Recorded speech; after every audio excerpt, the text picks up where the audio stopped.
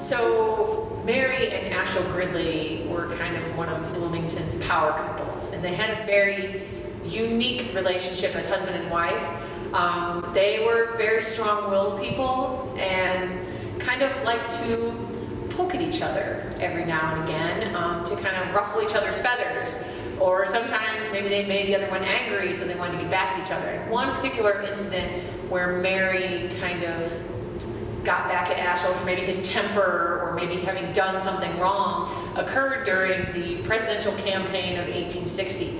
And according to local accounts, Stephen Douglas was in town for one campaign rally, the Democratic obviously, and then Governor Corwin, who was a former governor of Ohio, was here representing the Lincoln campaign. And Ashel Gridley, being a staunch Republican supporter and friend of Abraham Lincoln, was going to escort Governor Corwin to his rally, which was on one side of town.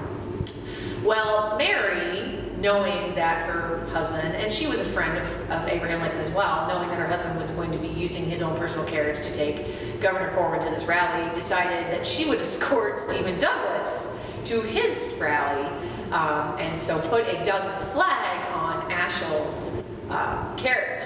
And this was not something that a woman of those times would do, so publicly,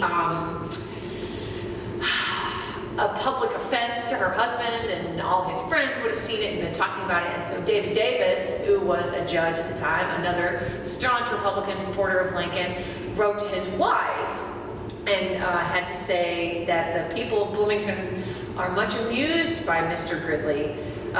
Gridley, who took her husband's carriage and a Douglas flag and escorted him, meaning Douglas, to town, while at the same time her husband was escorting Governor Corwin.